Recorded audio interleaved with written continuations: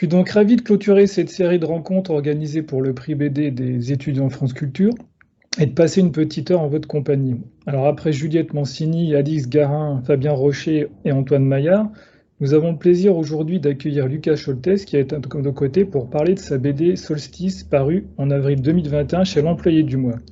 Alors avant de commencer, je dois dire que j'ai été complètement happé et embarqué par votre bande dessinée, Lucas. Et je me suis laissé totalement immerger par vos dessins. C'est coloré, allaitant et ça nous questionne. Et votre BD a le mérite de s'adresser à tous les âges, aussi bien les petits, les ados que les grands. Là, ça comporte plein de thèmes, c'est passionnant. C'est pour moi vraiment une belle découverte, une révélation que j'ai d'ailleurs décidé de mettre en avant dans nos derniers podcasts hebdomadaires. Alors, comme certains de mes camarades précédemment, je vais vous laisser, Lucas, présenter votre bande dessinée et son histoire, car finalement, c'est vous qui en parlerez le mieux. Ok. Alors, d'abord, bonjour tout le monde. Merci de m'avoir invité et merci à tout le monde d'être là. Et je vais présenter ma bande dessinée du coup. Alors, Solstice, ça raconte l'histoire de deux adolescents qui, au moment de la révision de la semaine de révision du bac, au lieu de rester chez eux à réviser, ils préfèrent aller crapahuter dans la forêt et dans une mystérieuse ville abandonnée, ils font la rencontre de Yvan, une personne qui vit en autonomie dans la forêt. Et du coup, nos deux personnages principaux vont le suivre et apprendre les rudiments de la vie en autonomie. Et, et ils vont se questionner pendant toute l'histoire sur ce qu'ils vont faire de leur vie et sur ce que c'est au final la vie d'adulte dans le monde qu'on leur laisse. Merci Lucas, c'est une belle présentation. Alors moi, avant de laisser la parole aux étudiants qui nous entourent, j'aimerais, Lucas, juste que vous reveniez sur votre parcours. Vous êtes jeune, même très jeune, hein, vous avez 22 ans.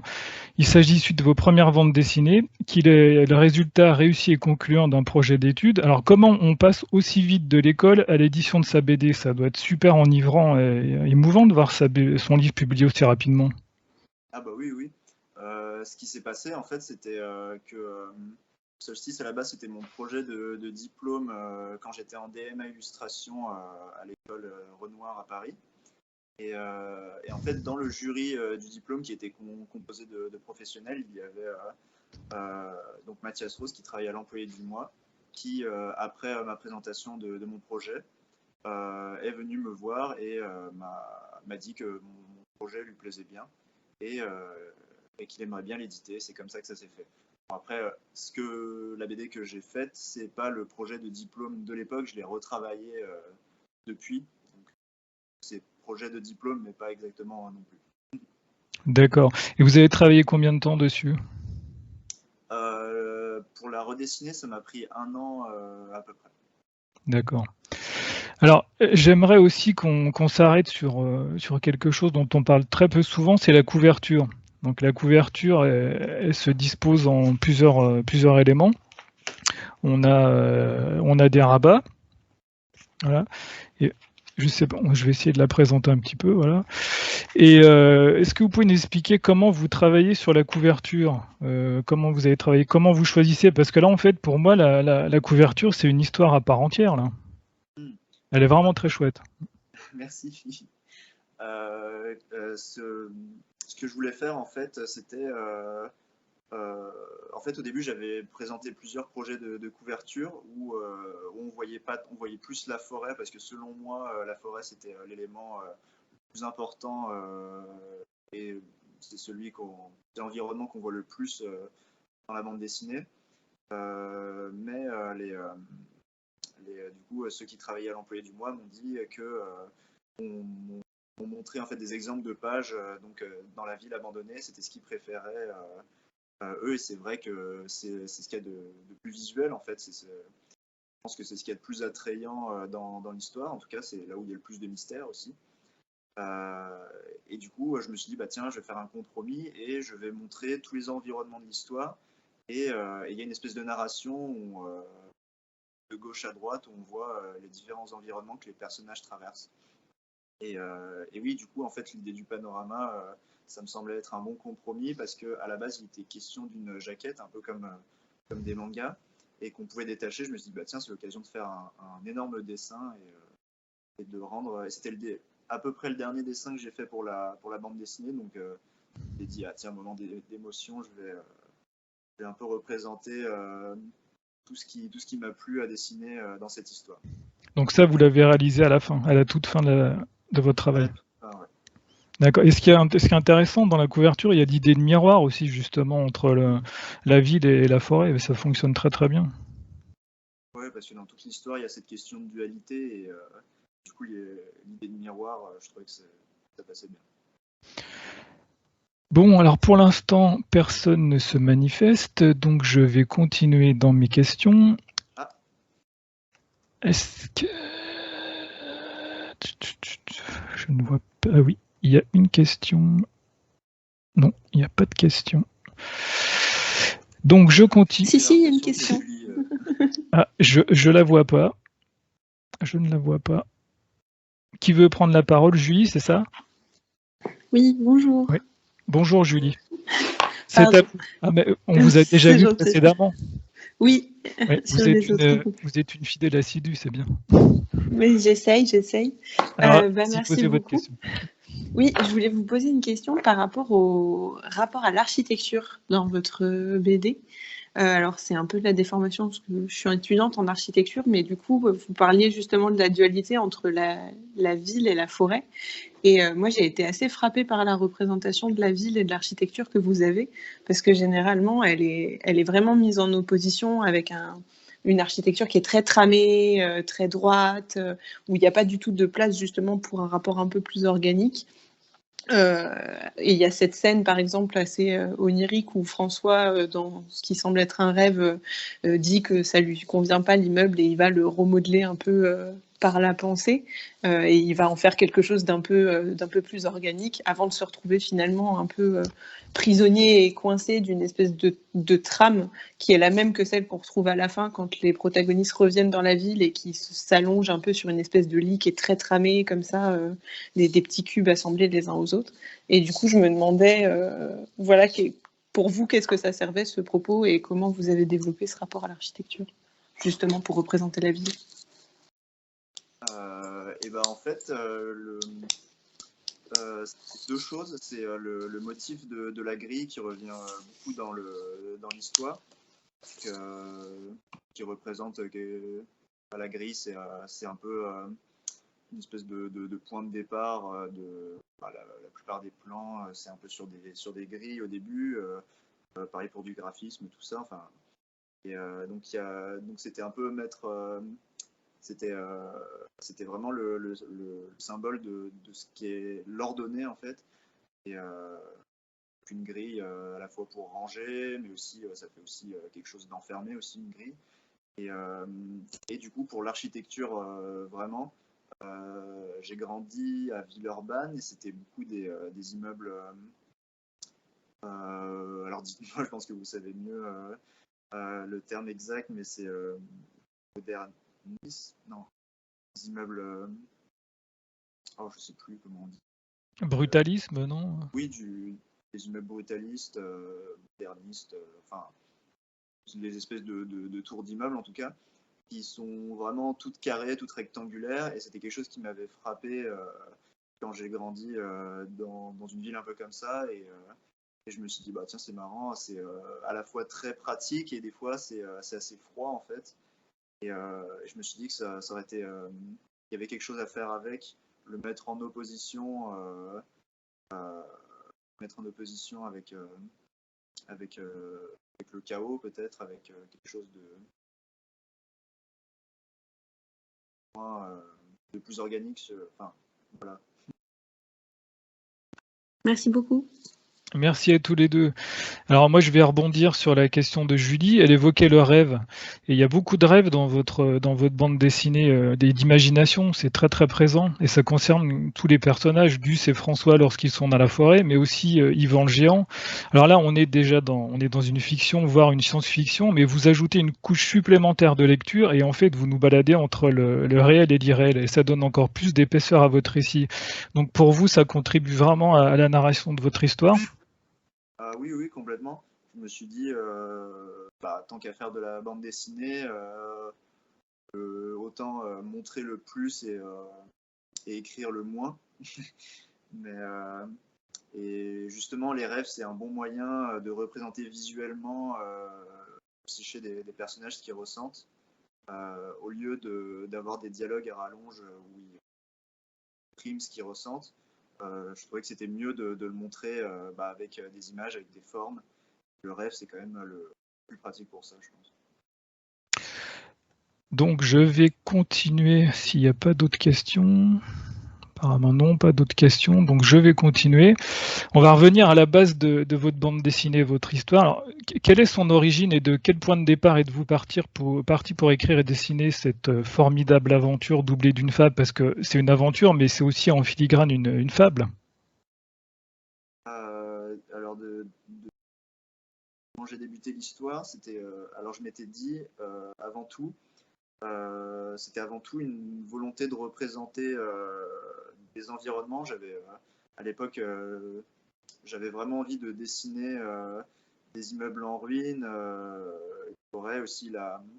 C'était quand je venais juste d'arriver à Paris et j'avais la nostalgie de là où j'avais grandi. Du coup, j'avais envie de représenter le type d'immeuble qu'on retrouve dans l'histoire. Et j'ai un peu tout construit à partir de là. Aussi, je repensais beaucoup à cette époque au livre Le Grand Maulne. Et du coup, il y a quelque chose qui s'était rapidement fait. Donc, deux adolescents qui sèchent les cours pour aller dans un endroit qui a l'air presque irréel. Et du coup, au lieu de représenter le château où se retrouve Augustin Maulne dans j'avais remplacé ça du coup par la ville abandonnée. Et petit à petit, l'histoire, il y a des choses qui se sont rajoutées par-dessus, de ce que j'avais envie de raconter. Et oui, en tout cas, c'était ça le départ. Très bien. Alors justement, vous parliez de nostalgie. Et une des trames principales de votre histoire, c'est l'adolescence. Mais l'adolescence, ça peut être aussi la naïveté, l'insouciance et l'idéalisme, et c'est ce qui transpire vraiment dedans. Et est-ce que finalement, sans rentrer dans des questions existentielles, l'adolescence, c'est un peu un monde perdu, le monde que nos deux protagonistes découvrent? Une sorte d'Éden biblique, voilà. Oui, justement, aussi ça va aussi avec la question d'avant, du coup, parce que dans les points de départ, je m'étais dit que je devais à tout prix en fait faire une bande dessinée tant que j'étais encore un peu adolescent, avant que je perde un peu une certaine vision, tant que je grandisse. Et du coup, oui, je voulais absolument retranscrire un peu une espèce de rêve d'adolescent qui est de partir loin et de se retrouver dans ce genre d'environnement. Oui, il y a vraiment une part idéaliste complètement assumée dans cette histoire, et je suis content de l'avoir fait à ce moment-là, parce que petit à petit, j'ai l'impression que c'est quelque chose qui disparaît en moi. Plus Gus, François, ou un peu des deux? Vous êtes plus ville ou nature? Ah, les deux, justement. Les deux personnages, je pense que... alors, c'est marrant parce que la plupart de mon entourage dit que je ressemble plus à Gus, et moi, j'ai l'impression que je ressemble plus à François, même si je sais que j'ai fait les deux à mon image. Physiquement, vous êtes Gus.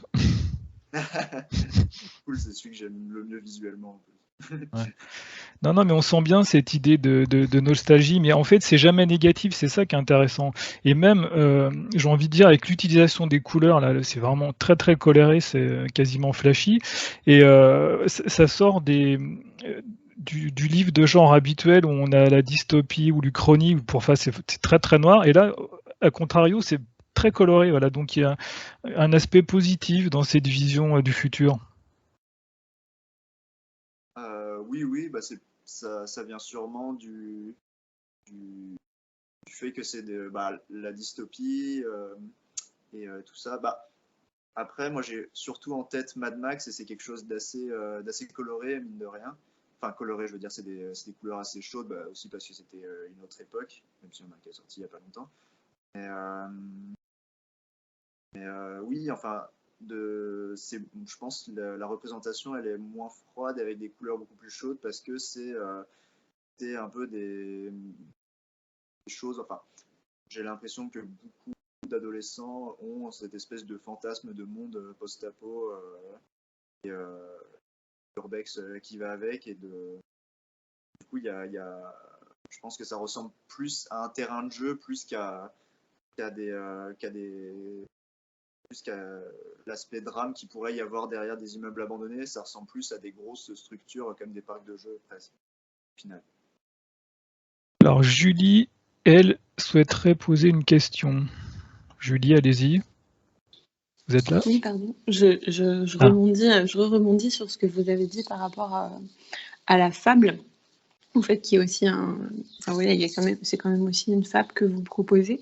Et je me posais la question par rapport au scénario, par rapport à justement la fin, parce que vous dites que c'est un récit un peu onirique d'un rêve d'adolescent, mais au final, vous proposez quand même une fin qui montre que l'adolescent, peut-être, ou peut-être l'homme de manière générale, ne sait pas trop ce qu'il veut, puisqu'au final, c'est le personnage qui avait l'air le moins à l'aise, on va dire, dans ce monde justement végétal de la forêt, qui va décider d'y retourner, alors que Gus, qui lui avait peut-être envie, enfin, en tout cas disait qu'il avait envie d'y rester, va finalement rester dans la ville et choisir une autre voie. Du coup, je me demandais si vous aviez quelque chose à dire par rapport à ça.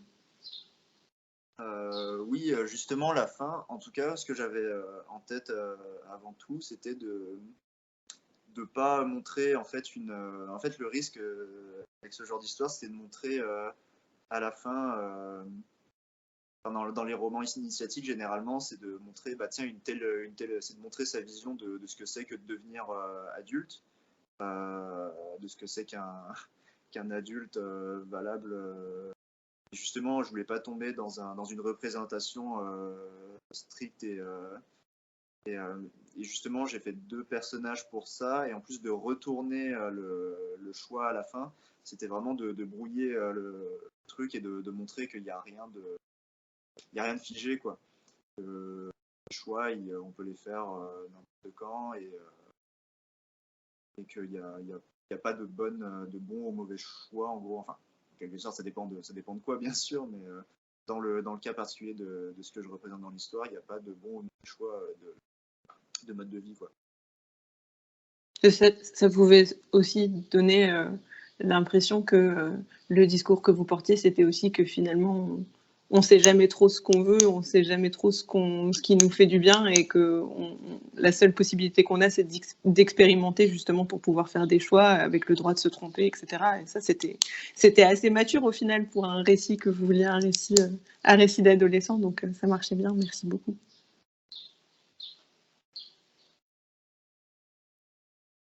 Merci Julie. Alors, est-ce qu'il y a d'autres questions? Non. Alors moi, je vais revenir justement sur la conclusion du livre.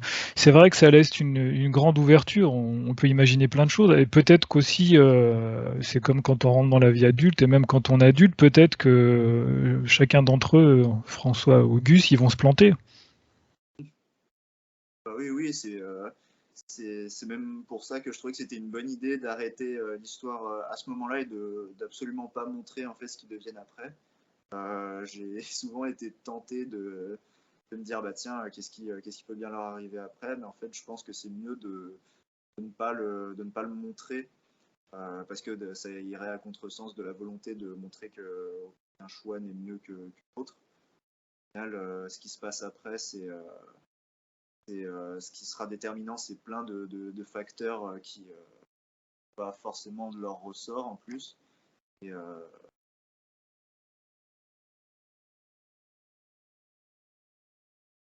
C'est une ellipse perpétuelle. oui. Alors, pas d'autres questions, donc je vais continuer dans ma liste de questions. Alors, votre histoire, là, elle est intemporelle, elle peut se dérouler n'importe où, n'importe quand, mais vous, à quel moment, à quelle période vous la situeriez? D'ailleurs, j'ai une petite anecdote, c'est étonnant, car vous faites chanter l'un des protagonistes, et la chanson, c'est une typique de la variété française des années 80, c'est À cause des garçons, hein. C'est un duo féminin belge du même nom. Donc, Ah, ouais, parce que ça a été repris par... oui. par... Yale, il me semble. Oui, c'est ça, Paris-Yale, oui, voilà. Donc, Je sais pas du tout, pour moi c'était début 2000 en fait. non, ça date des années 80. Ouais, c'est un duo belge. Voilà. Bref, donc oui, à quelle époque vous situeriez ça? Bah moi naturellement, je situerais ça à peu près à notre époque. D'ailleurs, à un moment, on voit il y a une scène où ils ont des smartphones. Enfin, il y en a même plusieurs d'ailleurs, je crois. Et en plus, le fait qu'ils chantent, qu'ils chantent comme des garçons, moi du coup, je pensais que c'était, comme moi, c'est quelque chose qui me restait en tête de quand j'étais plus jeune. Du coup, oui, moi, je le placerais de manière actuelle, mais dans la première version, il n'y avait pas de smartphone et il n'y avait pas de chanson. Et je voulais que ce soit. Que oui, que ça reste flou, que ça puisse autant. Même, je pense que quand j'ai fait mon diplôme, c'était encore un peu la mode des années 80. Et du coup, j'avais beaucoup ça en tête. Et du coup, je dirais ça peut se passer entre années 80, 90, 2000. Et même quasiment. C'est dans cette fourchette-là que je vois l'histoire. Vraiment intemporel, ouais, ça pourrait se dérouler n'importe quand. Alors, est-ce qu'on a d'autres questions? Non, ça ne bouge pas, ça va arriver, je pense. Donc, je continue. Donc, à travers Solstice, vous évoquez et convoquez plusieurs thèmes qui sont très riches de sens. Donc, on l'a vu, l'adolescence, l'écologie, la nature, l'Uchronie, le récit initiatique, la différence, le vivre ensemble. Et tous ces thèmes, ce sont des idées, des choses qui vous sont chères, qui vous préoccupent? Oui, c'est quand même enfin, pas forcément des choses qui sont chères, qui préoccupent, je pense que oui. Mais en tout cas, des choses avec lesquelles moi et plein d'autres gens vivent, je pense, c'est des questions que j'ai l'impression qui reviennent souvent quand même. Je pense que tous les thèmes que j'ai mis dedans, c'est à peu près la plupart des choses qui me passaient par la tête quand j'ai créé l'histoire et que je l'ai retravaillé par la suite. Ouais. Oui, on peut dire que c'est des trucs Qui vous interrogent, oui. Alors, on continue. Je regarde à droite si des gens se manifestent. Personne ne se manifeste. Allez-y, hein, n'hésitez pas. Alors, moi, il y a quelque chose qui m'a vraiment interpellé dans votre histoire, et qui est vraiment intéressant dans le récit, et c'est vraiment le nœud de l'histoire. C'est le fait que vous évoquiez le point de rupture qui a été le basculement dans l'histoire avec un grand H, basculement d'une vie nomade de chasseurs-cueilleurs vers l'agriculture et l'élevage, donc qui est à l'origine de notre monde actuel, aussi bien dans le livre que dans la réalité. Alors là aussi, on est toujours dans la fable, et j'ai envie de dire, là, on pourrait carrément se positionner en disant que la mondialisation court vers notre perte, et le seul salut, c'est un retour à la nature et une nouvelle forme de vie, non? C'est ça? C'est une question qui est vraiment ouverte. Je pense pas avoir la réponse là-dessus. C'est vrai que ces derniers temps, ça revient souvent, cette idée de, de revenir en arrière, entre guillemets, de faire un retour à la nature. Après, je pense que qu'il y a énormément de réponses différentes par rapport oui, à la crise dans laquelle crise climatique, économique et tout le reste. Mais après, c'est souvent tentant de se dire que ça va être la fin du monde. C'est quelque chose qui revient assez souvent quand même quand ça va pas du tout être la fin du monde après. Mais Ça peut être une renaissance aussi, c'est ça l'idée. si, oui. Non, oui. C'est comme le choix que font les personnages à la fin. C'est difficile de dire quelle serait la bonne solution. En tout cas, revenir en arrière, continuer, ou alors trouver un entre-deux. Non, oui, j'ai j'ai mis aucune. Justement, cette question-là dans la bande dessinée, je mets aucune réponse. Même Yvan lui-même, qui pourrait être celui qui aurait la prise de position la plus forte. Le personnage de bande dessinée lui-même n'apporte pas vraiment de réponse.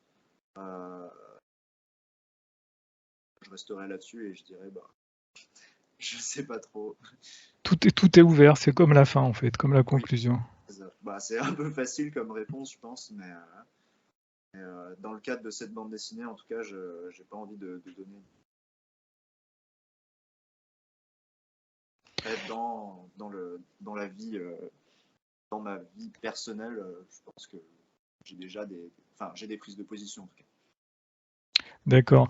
Et alors, vous parliez de cette BD en particulier, mais est-ce qu'il vous est arrivé déjà de travailler dans le cadre de projets d'auto-édition, de fanzines?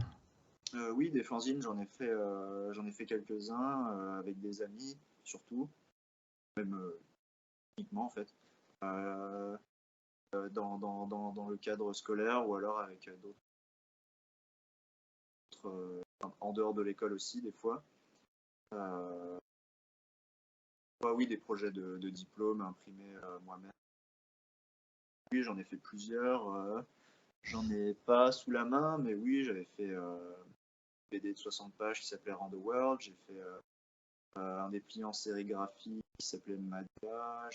J'ai participé à un projet de fanzine avec Chahut Édition, Arthur Junier et Sacha Wiesel.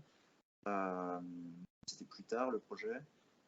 J'ai aussi fait un dépliant avec Mangeur de Pierre, donc des amis à moi.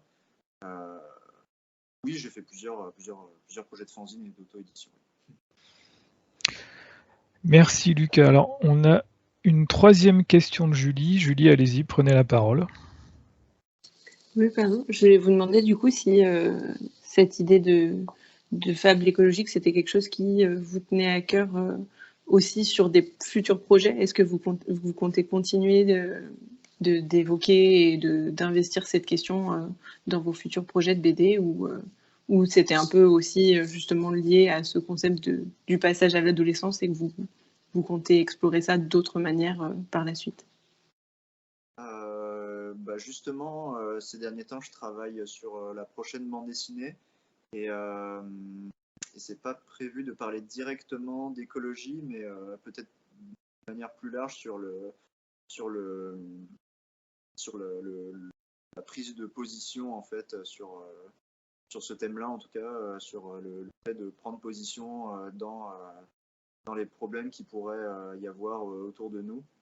Et donc c'est quelque sorte lié, même si pas exactement, c'est beaucoup plus vaste en fait comme thème plus que l'écologie. Après, je pense que de rien, c'est quelque chose qui l'écologie et les questions sociales, c'est quelque chose que je pense qui vont beaucoup être évoqués dans beaucoup d'œuvres et qui le sont déjà actuellement. Du coup, je pense que mine de rien, dans les projets à venir, je pense que forcément j'en parlerai parce que c'est le climat environnant et que faire des BD ou toute autre fiction, c'est parler qui nous entoure. Et du coup, votre prochaine œuvre, vous considérez qu'elle sera peut-être un peu plus politique? Politique, oui, je pense que. Après, je pense rester plus dans des questionnements, plus de parler en fait d'individus plus que de groupes. Enfin, pour l'instant, je pense plutôt tourner là-dessus, d'avoir des questionnements sur comment. Sur le rapport d'une personne par rapport aux autres plutôt que de société. Enfin, en tout cas, je pense que dans le mot politique, on parle plus vraiment de grands groupes de personnes. Et là, j'ai l'impression de pas trop parler de grands groupes. Enfin, pas de parler au rap. Si, quand même, mine de rien, il y a quand même des rapports à la société, mais c'est toujours des personnages qui. Enfin, pour l'instant, c'est toujours des personnages qui partent en errance en dehors justement de cette société. Du coup, ça reste politique, mais C'était aussi pour rebondir sur le fait que, enfin, le mot politique, c'était aussi par rapport vous disiez une forme d'engagement. On imagine qu'une forme d'engagement, ça peut aussi être une prise de position. Vous avez dit prise de position, je crois. Une prise de position, ça peut aussi être l'amener vers une forme d'engagement qui peut être un peu plus politique, justement. Donc, Ouais. Mais pour la prochaine BD, justement, l'objectif, c'est de parler, qu'il y ait un conflit idéologique en fait sur la prise de position entre plusieurs personnages, mais par rapport à un seul problème, mais qu'on puisse appliquer en fait ce débat à n'importe quel type de problème. Ok. Ben, on a hâte. Merci. Oui, on a hâte de découvrir la suite de vos. Et en fait, ce qui est au cœur de vos bandes dessinées, de ce que vous proposez, c'est l'humain et la société, et l'humain dans la société. Ah oui, mais ça, j'imagine que c'est un peu le cas de n'importe quelle fiction, enfin, que possible de parler. Non, il y a toujours, enfin, dès qu'il y a un personnage dans une histoire, forcément, on parle de son rapport aux autres et donc de son rapport à la société, je pense. Et de l'actualité aussi.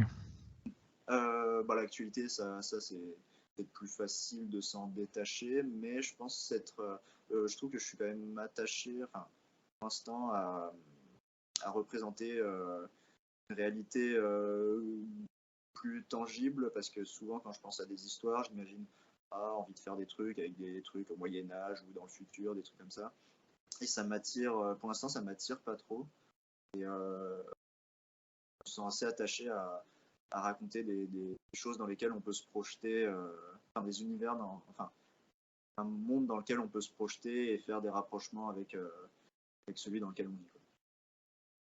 Merci Lucas. Alors je regarde, est-ce que vous avez des questions? Non. Alors là, à l'instant, vous évoquiez de genres que vous aimiez, que vous n'aimiez pas trop. Alors, est-ce que vous avez des sources d'inspiration? Est-ce que vous avez des auteurs, des autrices préférés, des genres littéraires, des genres cinématographiques préférés? Dans la bande dessinée, en tout cas, dans les grosses références que j'ai, il y a Taiyu Matsumoto. Lui, pour le coup, je pense qu'il a touché à peu près tous les genres. Science-fiction, Samouraï Bambou, quelque chose de plus historique, des choses vachement floues comme La mer béton. Je vous coupe, mais j'ai pensé tout de suite aussi à Matsumoto. Je pense, il y a des trucs, je pense que rien que le fait qu'ils tiennent des bâtons et qu'ils soient deux opposés, ça fait tout de suite penser à mer béton. Et non, oui, aussi dans la bande dessinée, j'aime beaucoup Nilso, comment il représente la nature et le fait que ce soit des personnages qui sont en questionnement leur errance. Quand j'étais au lycée, j'aimais beaucoup Pedrosa. Quand j'étais au collège, j'aimais beaucoup One Piece. Quand j'étais en primaire, j'aimais beaucoup Spirou et Fantasio. J'ai quelques références éparpillées, mais je pense qu'il y a beaucoup d'autres choses beaucoup plus de références. Il y a beaucoup de choses qui infusent en vous, on le sent. Ouais.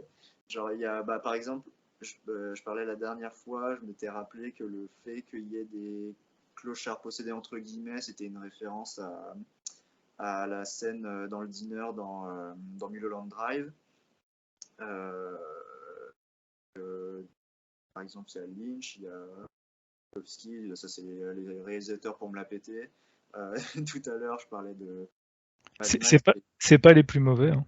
Ah bah oui, c'est pour ça que je les cite, pour un peu la caution intellectuelle. Mais non, tout à l'heure, je parlais de Mad Max. J'aime beaucoup rien aussi, les trucs d'action. Aussi des choses qui seraient plus cinéma français. Donc, par exemple, il y a référence à Entre les murs, donc les affiches qu'il y a au fond de la classe, par exemple. Oui, je pense qu'il y a un peu une espèce de bouillon à force de regarder la télé tout le temps et de lire des BD. Je pense qu'il y a plein de trucs qui me viennent quand il s'agit de dessiner des choses. Je me dis, bah tiens, je vais directement représenter tel ou tel truc, comme ça, ce sera plus facile.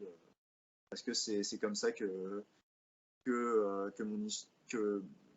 finalement ma vision que j'ai envie de retranscrire dans cette BD se crée. C'est à force de, c'est plein de références qui fusionnent entre elles et qui créent après autre chose. J'ai une amie qui me disait que vraiment la création c'était faire une histoire, c'était vraiment digérer quelque chose. Donc on mange des choses, c'est les références, et puis après on les chie et genre ça fait nos créations, quoi. Une belle œuvre, voilà, on produit une belle œuvre. Alors, vous parlez, moi, je pense aussi à quelque chose, je pense au dessin animé. Alors, est-ce que vous êtes friand de dessin animé? Parce que pour moi, Solstice, ça irait parfaitement en animation. Ah, j'espère que je croise les On doigts. lance un appel. Un appel à projet. Bah oui, oui, j'aimerais vraiment beaucoup. Et oui, si je dois continuer de faire des références aussi, Adventure Time, c'est quelque chose qui m'a beaucoup marqué. Euh, L'animation japonaise aussi, ça c'est sûr. Ça se ressent beaucoup, l'animation japonaise et même le dessin animé, plutôt le dessin animé américain des années 90, un peu alternatif, où on voit vos personnages complètement déformés, même au niveau des onomatopées. Donc ça, c'est vraiment intéressant. Oui, oui, oui. Euh, alors l'animation, c'est quand même un truc, je suis un peu moins pointu dessus. Du coup, je pense, je saurais pas citer énormément de films d'animation. En tout Mais cas, oui, c'est quelque chose qui vous plaît, les films d'animation ou aussi bien le dessin oui. animé. Et vous avez déjà travaillé sur l'animation ou pas du tout? C'est quelque Oui, chose qui oui. vous tenterait? Alors, justement, c'est quelque chose qui me fait m'arracher les cheveux à chaque fois parce que ça m'attire beaucoup, mais ça prend tellement de temps et je pense que j'ai un rapport au dessin. Mon rapport idéal de création, c'est vraiment de travailler vite en fait. Et j'étais sur à peu près une planche, voire un peu plus par jour quand je dessinais. Et et du coup, l'animation, c'est, je pense, que j'en ferai jamais parce que c'est trop lent. Ça, ça m'en fout à chaque fois. Et j'ai eu quelques moments un peu durs à travailler avec des gens et le fait de création quand il faut faire des choix et que tout le monde a envie de faire son propre truc et justement de faire de la bande dessinée, c'est ça qui est vraiment génial, c'est qu'il y a moyen de travailler tout seul. Bah, c'est, ça peut paraître égoïste, mais je pense que j'ai ce rapport à la création où j'ai envie de travailler tout seul en tout cas. Et l'animation, c'est difficile de travailler tout seul, je pense. Dessinateur, c'est un travail de moine. Bah oui. Mais en tout cas, on lance un appel, hein, si quelqu'un veut s'emparer du projet. Moi, je serais vraiment ravi de le voir. Et moi donc. Et donc, vous nous parliez tout à l'heure. Alors, attendez, je regarde s'il n'y a pas d'autres. Non, personne se manifeste. Vous nous parliez tout à l'heure de votre BD sur laquelle vous travaillez, la deuxième bande dessinée. Et on n'a pas abordé quelque chose. Et est-ce que dans votre deuxième bande dessinée, vous allez utiliser la même technique? D'ailleurs, quelle est votre technique de travail? Alors pour Solstice, ce que je faisais, donc c'était donc je travaillais, ouais, c'est pas très bien rangé, mais je vais essayer de vous montrer en même temps. Du coup, c'est table lumineuse. Le stylo, c'était pas exactement celui-là, mais c'est un stylo assez fin et je travaille sur des feuilles A4. Du coup, je faisais le crayonné d'abord. Quand je le trouvais satisfaisant, après sur la table lumineuse, j'ancrais en fait et après c'était scanné et après couleur numérique sur Photoshop, tablette graphique. Donc c'était comme ça que je travaillais. Mais j'aimerais sortir de ça. Donc en fait j'ai repris les études depuis et l'objectif c'est d'expérimenter d'autres techniques, voir si je reste en fait sur ce que j'ai fait. Donc ce dessin à la ligne claire ou si je vais vers quelque chose d'autre. Parce que j'ai l'impression d'être quand même pas mal attiré par, euh, par, des, par faire des dessins avec plus de modelé, donc avec des ombres. C'était la frustration que j'avais quand je faisais Solstice, c'était c'était vraiment au niveau des visuels, je voulais qu'on sente vraiment l'été. Mais sauf que l'été, c'est aussi des ombres marquées, et qu'au niveau de la couleur, ça pouvait faire la différence des ombres en fait. Et du coup, c'était une frustration que j'avais et j'aimerais bien pouvoir avoir un dessin, pas ligne claire, mais avec autre chose par-dessus. Voudriez à quelque chose de plus traditionnel. Peut-être, ouais. Mais justement, c'est en questionnement, je sais pas. Et là, présentement, vous êtes à quel point? Vous êtes plutôt rester où vous êtes ou partir vers quelque chose d'autre? Aujourd'hui, là, vraiment aujourd'hui. Aujourd'hui, du coup, j'ai mon projet. Enfin, là, je suis en 3e année et il y a un premier diplôme à passer. Enfin, que j'ai passé du coup. Et du coup, il fallait faire un projet de diplôme et du coup, j'ai travaillé au crayon, donc il y avait, donc c'était un peu un compromis que j'ai trouvé. Il y avait cette idée de ligne claire, du coup, où je faisais le contour des personnages au crayon et je faisais des ombres en griffonnant un peu, mais plus légèrement que pour les contours des personnages. Et ce qui me permettait en fait d'avoir plus de variations dans le gris en fait. Et après de pouvoir faire des couleurs numériques parce que je m'arrache les cheveux à chaque fois que je fais de l'encre, de l'aquarelle, de la peinture, du crayon. Et, c'est toujours assez aléatoire et du coup ça me fait peut-être trop m'éloigner de dessin rapide. Mais du coup c'est un compromis que j'ai trouvé, le crayon. Pour l'instant c'est quelque chose qui me satisfait pas mal, mais je pense que je vais tester quand même d'autres choses. On a hâte de découvrir tout ça. Alors, on arrive à la fin de la rencontre. J'essaie de regarder si vous avez d'autres questions. N'hésitez pas, hein, c'est la dernière ligne droite. Alors moi, je vais en profiter pour parler du titre.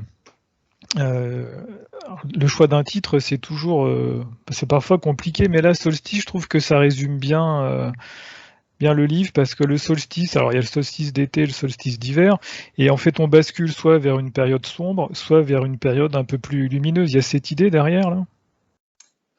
C'était surtout l'idée de passage en fait que j'avais en tête. Donc moi je pensais forcément au solstice d'été, mais c'est vrai que oui, on peut dire par rapport à la longueur des journées, par rapport à la nuit, le jour, il y a ça, oui c'est vrai, mais moi j'avais surtout pensé à l'idée de passage. En fait, je voyais solstice sur le calendrier et me dire que c'était vraiment un moment marqué en fait, un peu comme vu que c'est à peu près la même date que le bac. Je n'allais pas l'appeler baccalauréat, ça aurait été un peu moins poétique comme titre, mais solstice, il y avait cette notion de passage. C'est quelque chose qui évoque l'été, mine de rien, parce qu'il y a dans solstice, il y a soleil quand même. Et Et il y a l'idée de fête païenne aussi. oui, aussi, oui. Ça faisait quelque chose. L'idée de le passage où il y a la fête païenne, c'est quelque chose qui a été rajouté après. Enfin, le projet de diplôme que j'avais fait à la base, il n'y avait pas. Enfin, c'était pas encore évoqué des anciennes, enfin, début des civilisations, enfin de la culture, tout ça. Mais il y avait quand même un côté un peu magique, un peu mystérieux, qui pouvait bien aller avec le fait que le solstice était pile le moment où il y avait du coup les hommes qui vivent dans la forêt qui commencent à mettre le feu de partout. Je trouvais que ça fonctionnait bien en tout cas. C'était évocateur en tout cas. Alors, est-ce qu'il y a d'autres questions? Non. Quelle heure est-il? Peut-être je vais poser encore une petite question, une petite intervention de ma part. Alors moi, ce qui m'a vraiment plu aussi, et on n'en parle aussi pas souvent, c'est le rendu des couleurs. Il y a vraiment eu un boulot phénoménal fait par l'éditeur et l'imprimeur. Moi, je trouve que le rendu est magnifique aussi bien du point de vue de l'objet, du papier, la couverture et même les planches à l'intérieur. C'est vraiment magnifique. Vous avez suivi tout le travail de A à Z? Non, malheureusement, j'aurais bien aimé, mais ça a été imprimé. Je crois qu'il y avait encore il y avait encore une limite des 10 km ou je sais plus ce que c'était à l'époque, mais en tout cas, genre, c'était impossible. Enfin, si, je pense que ça aurait été possible, mais c'était peut-être compliqué. Et j'ai pas demandé à mon éditeur, mais en tout cas, ça n'a pas été proposé non plus, donc j'ai pas pu suivre le travail.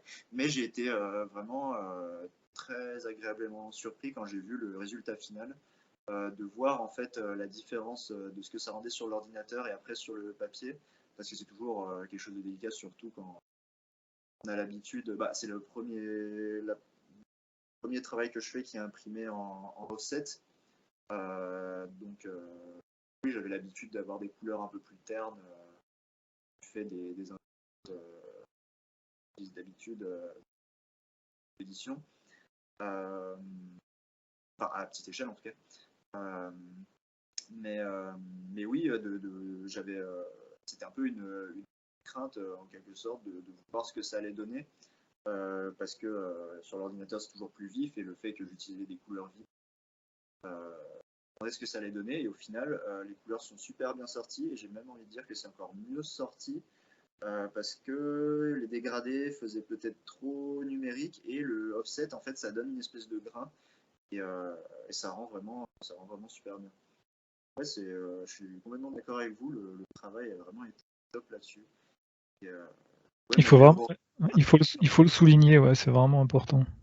Parce que c'est ce que je disais aussi tout à l'heure, c'est que la couleur participe complètement au récit. Voilà, c'est un élément à part entière du récit. Donc ce rendu vraiment réussi, c'est important. Tout à fait, ouais.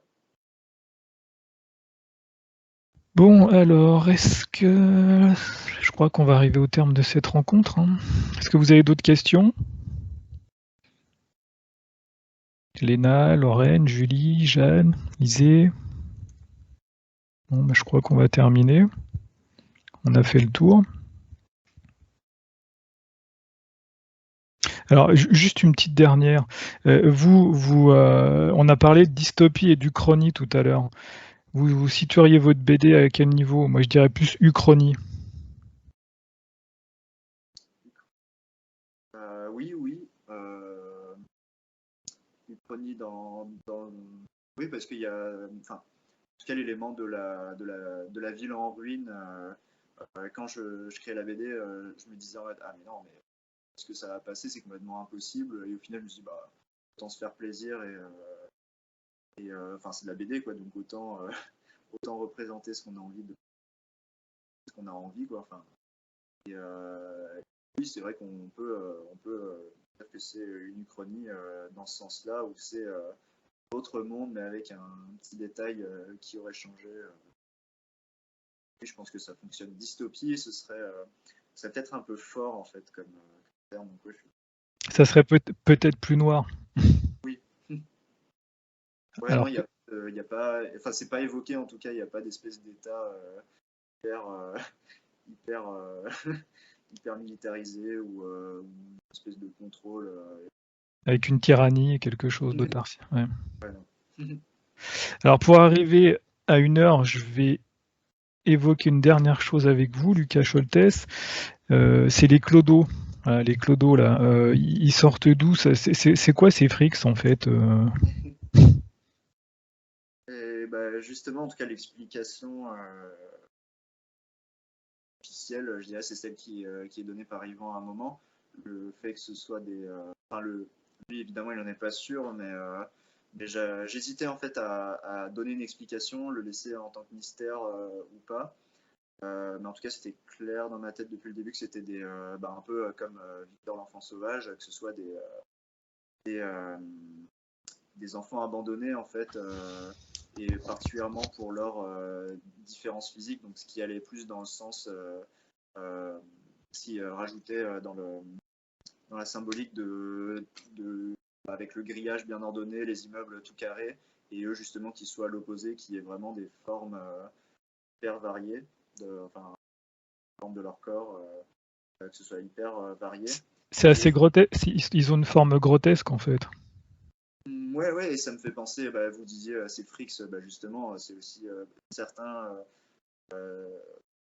certains ont même la même. Je crois que j'en ai fait qui ont la même tête que des personnages justement du film Freaks. Et, Et oui, il y a ce truc un peu grotesque, me semble. Et oui, bah, et c'est aussi évoquer le rejet social aussi quand même, comme thème. Et oui, je me suis dit, ce serait bien de l'évoquer quand même dans l'histoire parce que le fait que tous les personnages les appellent à tort clochard possédé, il fallait quand même que je montre que c'est pas ça, sinon ça a été horrible juste de montrer que c'est des méchants histoire, alors que au final c'est plus des victimes. Quoi, au final. Aussi pour moi un côté survivant derrière ces clodos possédés. Bah oui, c'est aussi visuellement, ça permet d'évoquer un truc un peu zombie. Aussi, ce que j'avais en tête, c'était une scène de La Machine Explorer le Temps où le personnage principal il se retrouve à fuir les Morlocks une certaine nuit, vu qu'ils peuvent sortir que la nuit, et vu qu'ils n'aiment pas la lumière, il essaye d'allumer. Je sais plus si c'est des allumettes, ça fait longtemps que je l'ai lu. Mais oui, il y avait, enfin, visuellement, je me souvenais de cette scène-là et je trouvais ça, enfin, cette espèce de horde qui le poursuivait avec des lumières dans la nuit, c'est en grande partie ce qui m'a inspiré pour le passage vers la fin d'ailleurs.